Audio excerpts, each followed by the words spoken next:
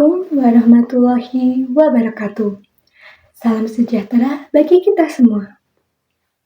Pertama-tama, marilah kita panjatkan puji dan syukur kehadirat Tuhan Yang Maha Esa. Karena atas rahmat dan karunia-Nya, kita masih diberikan kesempatan untuk berkumpul tanpa kekurangan suatu apapun. Hadirin yang saya hormati, tahukah Anda bahwa berdasarkan survei terbaru, data pengguna AI atau kecerdasan buatan di Indonesia pada tahun 2025 ini menunjukkan peningkatan signifikan sebesar 27,34% responden telah menggunakan kecerdasan buatan atau AI. Hal ini meningkat dari tahun sebelumnya, di mana pengguna kecerdasan buatan dalam skala besar mencapai 43% dari masyarakat di Indonesia. Menurut harian Jogja.com, generasi Z menjadi kelompok usia pengguna AI tertinggi, dan penggunaan AI ini didominasi untuk keperluan pembelajaran. Angka ini menunjukkan bahwa kecerdasan buatan bukan lagi sesuatu yang hanya dimiliki oleh perusahaan besar atau ilmuwan teknologi, tetapi telah masuk ke rumah-rumah kita, bahkan ke dalam genggaman tangan kita.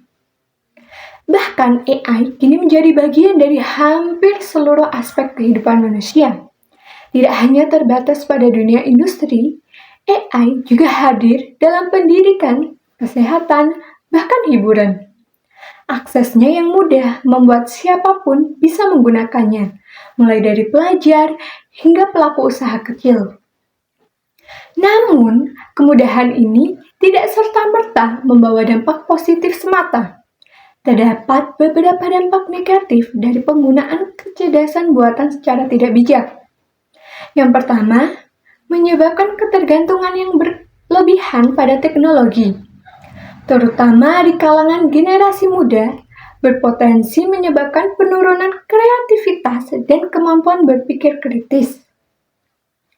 Hal ini dapat menghambat kemampuan mereka untuk mengembangkan solusi yang inovatif serta mengevaluasi informasi secara kritis dalam kehidupan sehari-hari.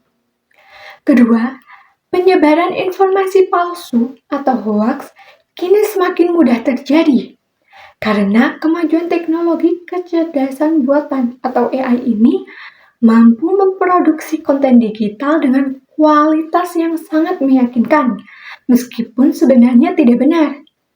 Dengan bantuan AI, pembuatan teks, gambar, audio, dan video palsu dapat dilakukan dengan cepat dan dalam skala besar, sehingga menimbulkan tantangan serius dalam upaya menjaga kebenaran informasi dan kepercayaan publik. Ketiga, otomatisasi pekerjaan oleh AI memang membawa efisiensi dan produktivitas yang luar biasa. Namun di sisi lain juga dapat memicu lonjakan pengangguran jika tidak disertai dengan upaya serius dalam meningkatkan keterampilan manusia. Oleh karena itu, kolaborasi antara pemerintah, dunia usaha, dan lembaga pendidikan sangat penting untuk mempersiapkan tenaga kerja masa depan yang adaptif dan kompetitif. Terdapat beberapa cara menjadi seorang pengguna kecerdasan buatan atau AI yang bijak. Pertama, gunakan AI sebagai alat bantu, bukan sebagai pengganti dalam mengambil keputusan moral atau mempertimbangkan nalar pribadi. Meskipun AI dapat memberikan analisis data yang cepat dan saran berdasarkan pola, keputusan akhir yang melibatkan etika, nilai-nilai kemanusiaan, dan pertimbangan kontekstual harus tetap berada di tangan manusia.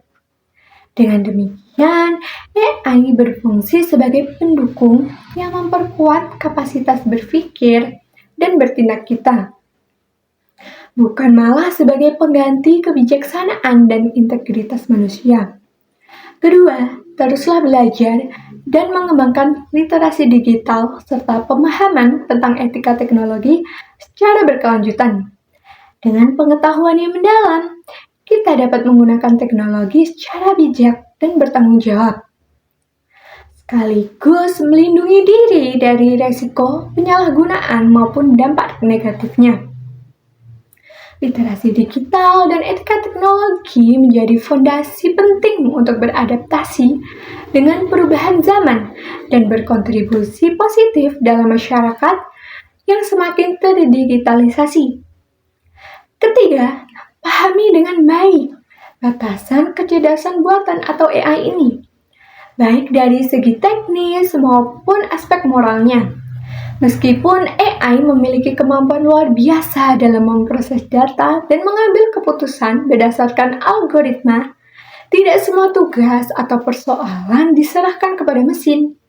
Oleh karena itu, penting untuk menyadari bahwa AI adalah alat bantu yang memiliki keterbatasan dan pengambilan keputusan akhir harus mempertimbangkan aspek kemanusiaan serta tanggung jawab moral yang melekat pada diri kita. Hadirin yang saya hormati, teknologi termasuk kecerdasan buatan atau AI ini merupakan sebuah alat saja. Ia bisa menjadi sahabat terbaik atau malah menyerang kita, tergantung pada bagaimana kita menggunakannya.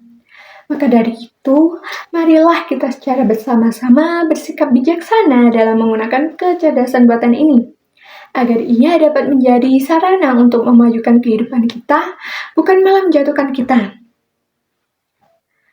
Sekian yang dapat saya sampaikan. Terima kasih atas perhatian Bapak, Ibu, dan teman-teman semua. Semoga yang saya sampaikan tadi dapat bermanfaat bagi kita semua. Dan apabila terdapat salah kata, saya mohon maaf. Wassalamualaikum warahmatullahi wabarakatuh.